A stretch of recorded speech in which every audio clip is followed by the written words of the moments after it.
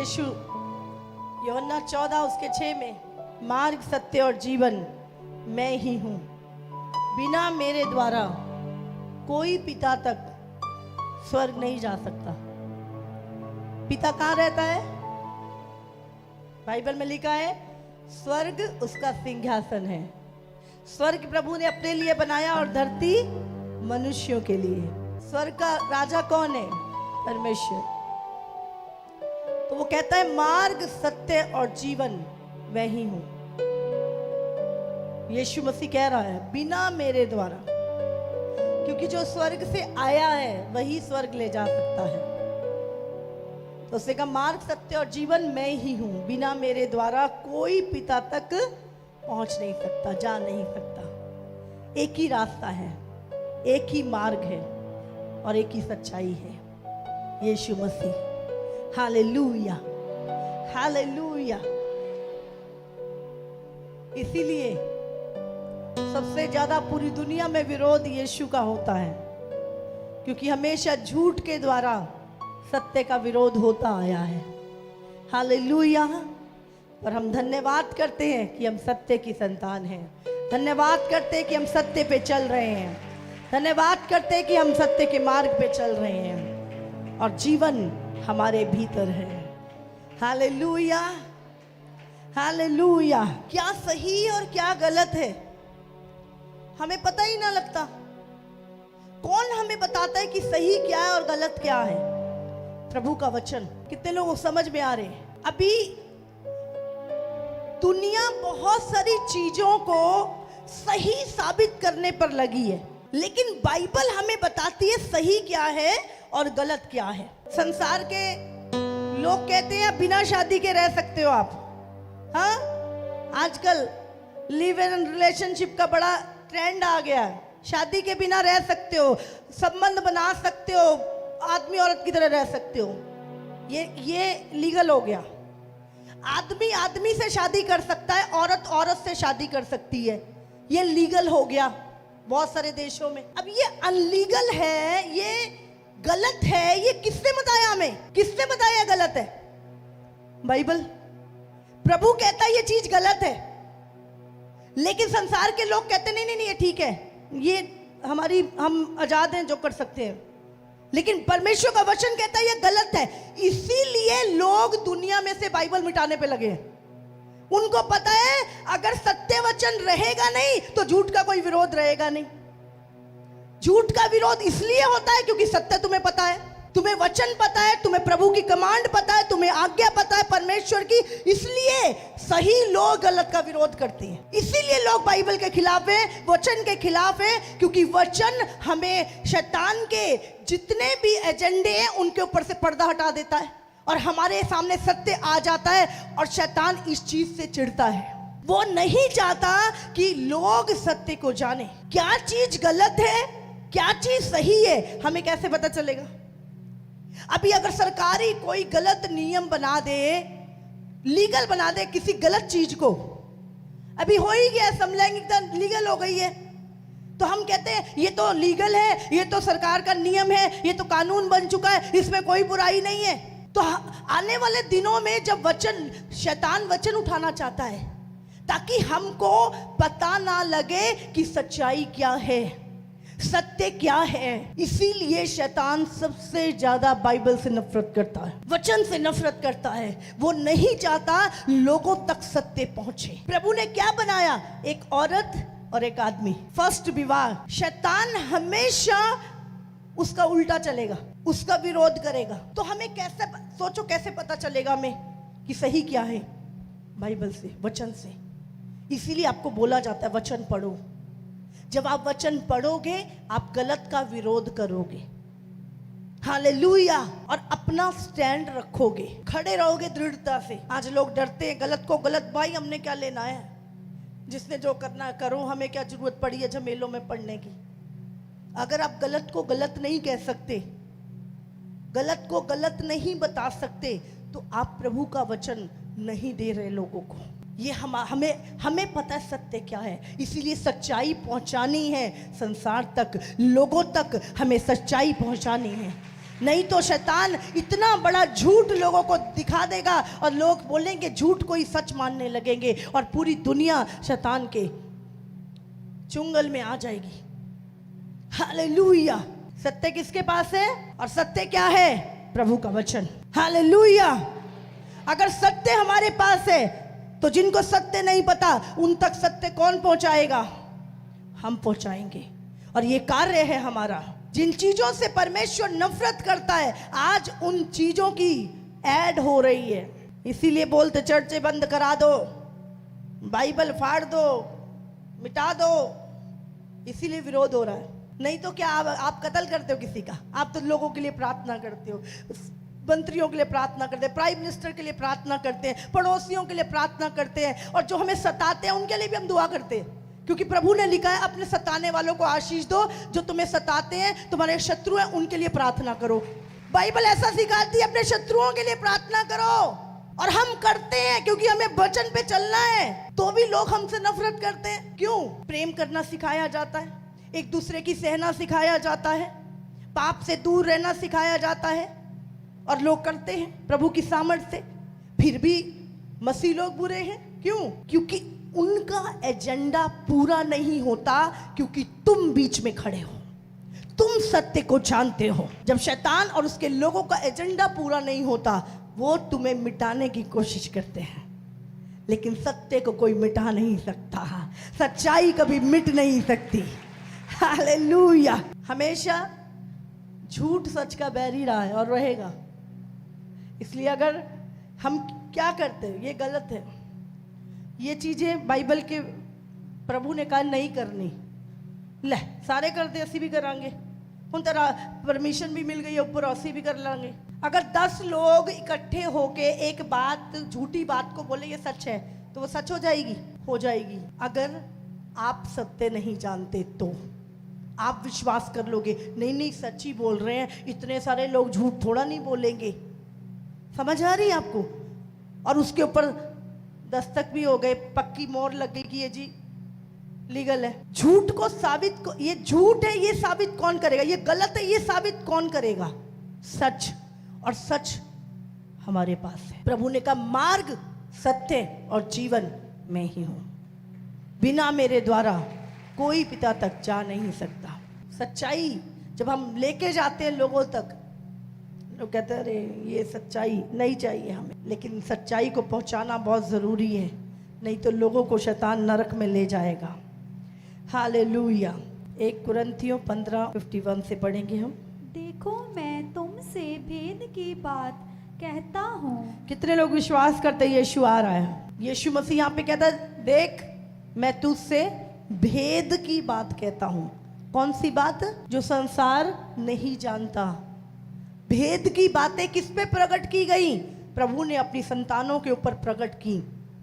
यीशु मसीह जब अपने चेलों के साथ जा रहा था उसने कहा मैंने तुम्हें तो भेदों की समझ दी गई है पर औरों को नहीं, इसीलिए प्रभु ने अपने भेद अपने लोगों पे प्रकट किए। यहाँ भी एक भेद की बात है। हम सब नहीं सोएंगे। हम सब, यहाँ पे सोने का मतलब है हम सब नहीं मरेंगे। हाँ, परंतु सब बदल जाएंगे। सब बदल जाएंगे। जिस दिन यीशु मसीह आएगा हम मरेंगे नहीं लेकिन बदल जाएंगे। हाँ, और ये क्षण भर में पलक मारते ही अंतिम तुरही फूंकते ही होगा। हाँ, ये पलक मारते ही, क्या लिखा है यहाँ पर? अंतिम तुरही फूंकते ही होगा। हाँ, पलक मारते ही अंतिम तुरही फूंकते ही होगा। क्योंकि तुरही फूंकी जाएगी और मुर्दे अविनाशी दशा में उठाए जाएंगे और हम बदल जाएंगे। हालेलुया। मुर्दे कौन? जो मसीह में पहले सो गए, लिखा है वो उठाए जाएंगे, उनको एक नई महिमा में देह मिलेगी। और हम जो जीवित होंगे, हमारा ये शरीर नहीं, हम एक महिमा में देह में बदल जाएंगे और स्वर्ग में उठा लिए जाएंगे। ये रैप्चर के विषय में लिखा है। हाँ, क्योंकि अवश्य है कि ये नाशवान देह अविनाश को पहन ले। ये नाशवान देह अभी क्या है हमारे पास? नाशवान आत्मा नहीं है, आत्मा हमारे पास अनंत काल वाली है, लेकिन देह अभी कौन सी है?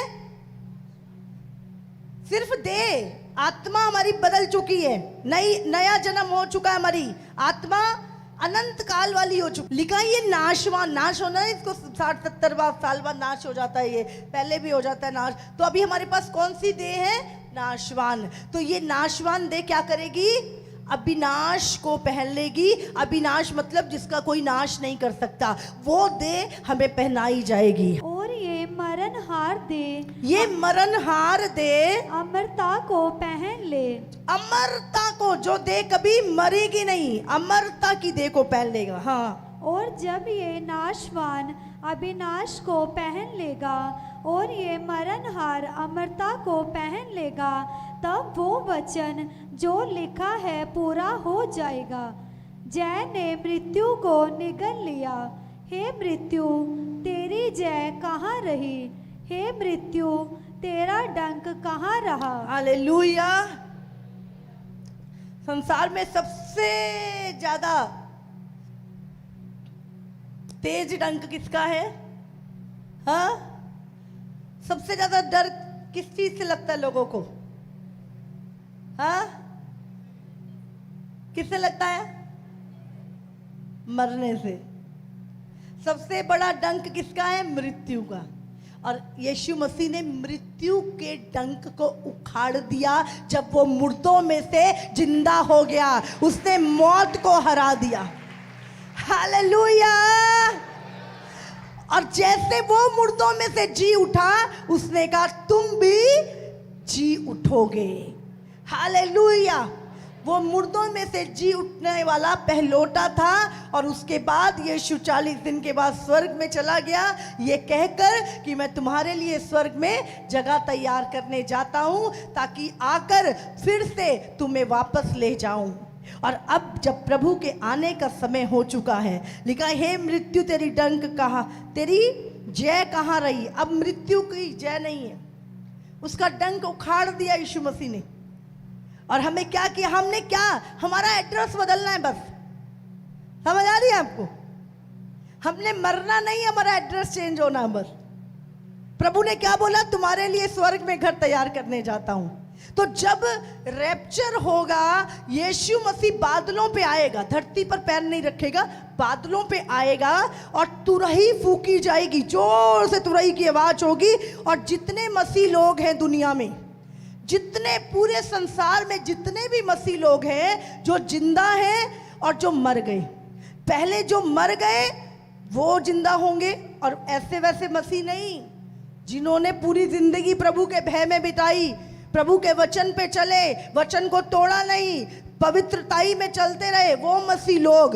और उसके बाद जो जीवित होंगे और सिद्ध होंगे, जो सच में पवित्रताई में चल रहे होंगे, वो वाले मसीह लोगों की देह बदल जाएगी और हम सब हवा में प्रभु से मिलेंगे। और आप सोच रहे होंगे ये पता नहीं कब होगा, इसमें तो बहुत टाइम बाकी है। मैं आपको बताना चाहती हूँ, इसमें कुछ समय, कुछ महीने, कुछ साल ही बाकी हैं, कुछ साल ही। हालेलुया।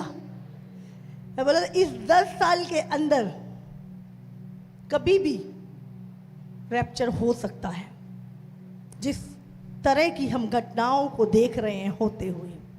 मैं कुछ चीजें आज हम बात करेंगे। मत्ती 22:1-3 पढ़ेंगे।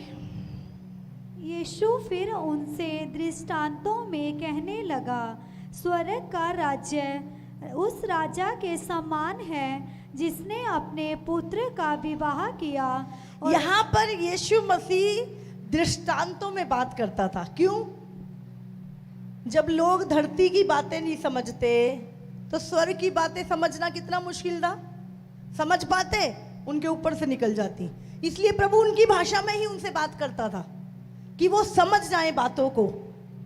और यहाँ पे लिखा है, हाँ अब पढ़ेंगे। स्वर्ग का राज्य उस राजा के समान है जिसने अपने पुत्र का विवाह किया। अब राजा कौन है यहाँ पर? स्वर्ग का राज्य उस राजा के समान है। स्वर्ग का राज्य मतलब राजा कौन? परमेश्वर। उसका पुत्र कौन? यीशु। हाँ, और उसने अपने दासों को भेजा कि निमंत्रित लोगों को विवाह के भोज में बुलाए, परंतु उन्होंने आना ना चाहा।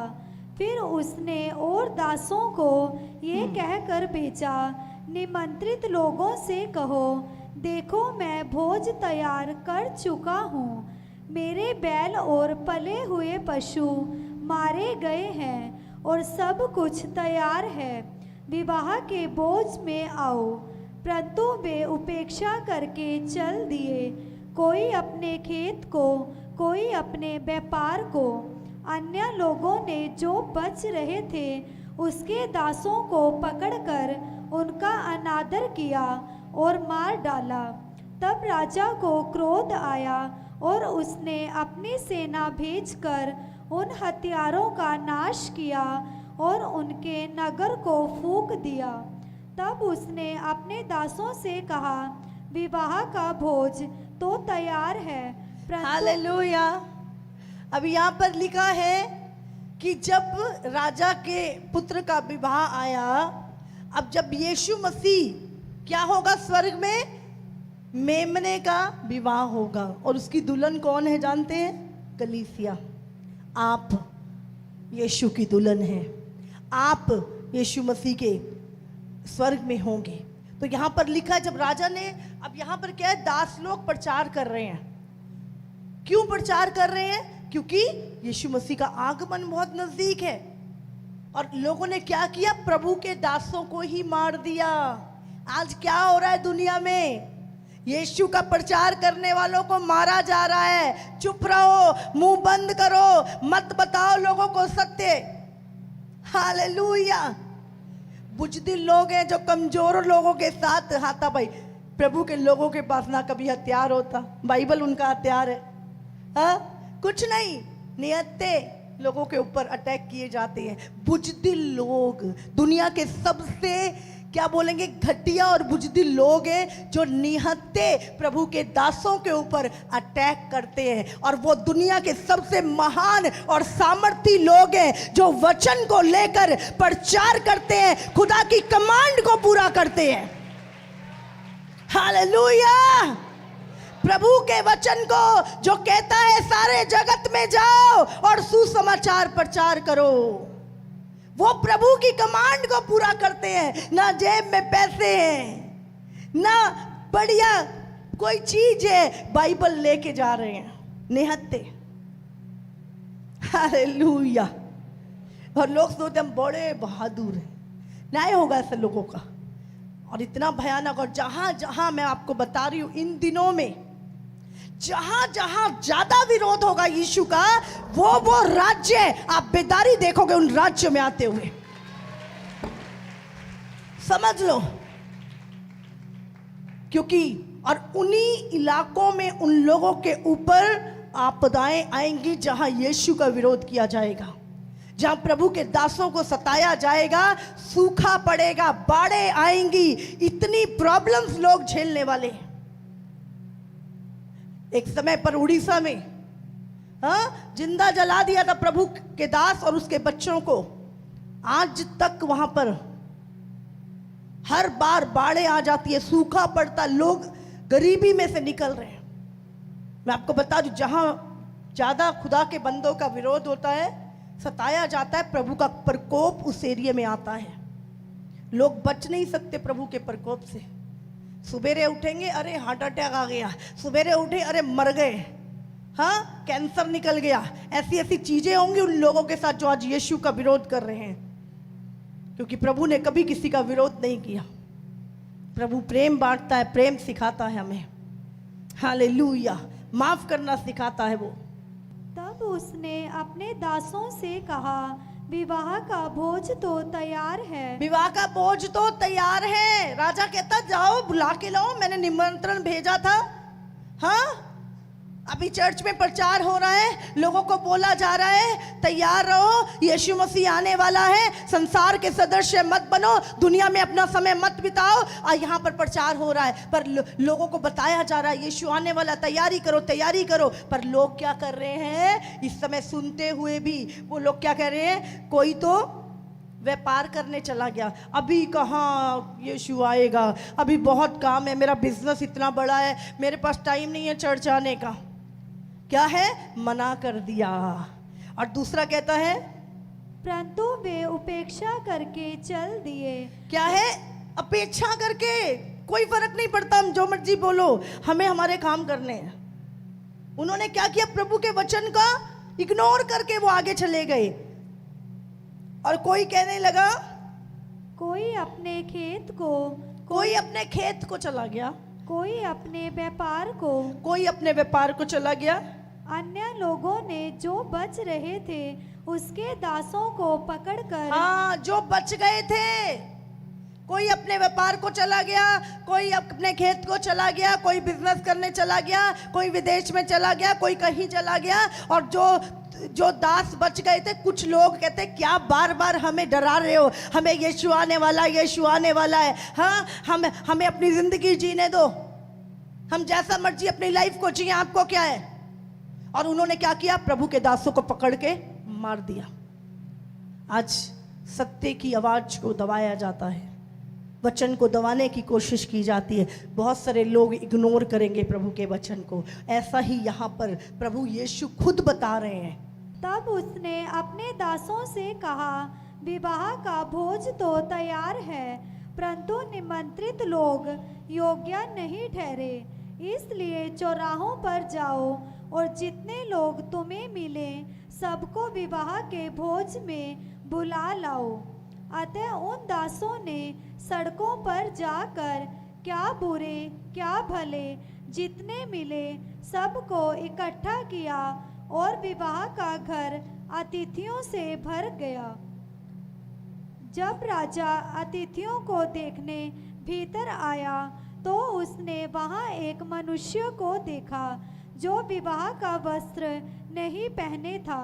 उसने उससे पूछा, हे मित्र, तुम विवाह का वस्त्र पहने बिना यहाँ क्यों आ गया?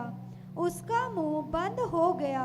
तब राजा ने सेवकों से कहा, इसके हाथ पांव बांधकर उसे बाहर अंधियारे में डाल दो, वहाँ रोना और दांत पीसना होगा, क्योंकि बुलाए हुए तो बहुत हैं परंतु चुने हुए थोड़े हैं। हालेलुया।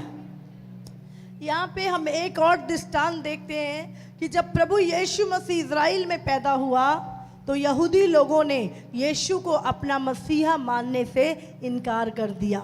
उन्होंने कहा नहीं, हमारा मसीहा इस साल में नहीं आएगा, हमारा मसीहा तो कोई बहुत बड़ा लीडर, बहुत कोई राजा का बेटा होगा। उन्होंने इनकार कर दिया यीशु को अपना मसीहा मानने से। और बाइबल कहती है उसके बाद यीशु मसीह का जो सुसमाचार था वो अन्य जाति आप और मुझ तक पहुंचा। हालेलुया। कहते हैं जब बुलाए हुए जब नहीं आए तो परमेश्वर ने वो सुसमाचार, वो निमंत्रण, वो उद्धार का जो इनविटेशन है आपको दिया, मुझे दिया। और हमें कहते हैं सड़क पे जाके जो भी जैसे अच्छे बुरे लंगड़े लूले जो भी हैं बुला लाओ शादी में उनको। तो हम पे अनुग्रह तब हुआ जब इजराइलियों ने इनकार कर दिया। उनका इनकार करना हमारी हाँ हो गई, हमारी आशीष बन गई। हालेलुया। हम जो सत्य से दूर थे, सच्चाई को जानते ही नहीं थे, अपनी चाल चल रहे थे, पता ही नहीं था क्या करना है क्या नहीं करना। हालेलुया। और जब उद्धार हम तक पहुंचा तो अब परमेश्वर क्या कह रहा है? उसने हम सबको बुलाया, हम सबको, हम जो कलीसिया है 2000 साल ये अनुग्रह के समय में प्रभु ने ये अनुग्रह का समय अन्य जाति लोगों पे, पूरी दुनिया में जितने भी यहूदियों को छोड़कर जो लोग हैं अन्य जाति लोग, उनके ऊपर परमेश्वर का अनुग्रह हुआ। हालेलुया। मैं आपको बताना चाहती हूँ, हम सोचते हैं जो अंग्रेज है वो क्रिश्चियन है, जो जर्मनी गोरी चमड़ी के हैं वो सब मसीह हैं। मैं आपको आज बताना चाहती हूँ वो मसीह नहीं है। बहुत सारे हजारों लाखों गोरे मसीह नहीं हैं। मसीहत वहां उन्होंने पहले एक्सेप्ट कर लिया यीशु को, फर्क इतना है बस। कुछ लोगों ने वहां पे पहले एक्सेप्ट कर लिया, पहले वहां पर चीजें आ गई और वहां से फिर हम तक पहुंची। लेकिन इंडिया में जो सबसे पहले यीशु के जो 12 चेले थे उनमें से एक चेला थोमा जो इंडिया में आया। हालेलुया, समझ आ रही है आपको? कौन सा चेला आया था? थोमा। और वहां पर कैसे मसीहत शुरू हुई?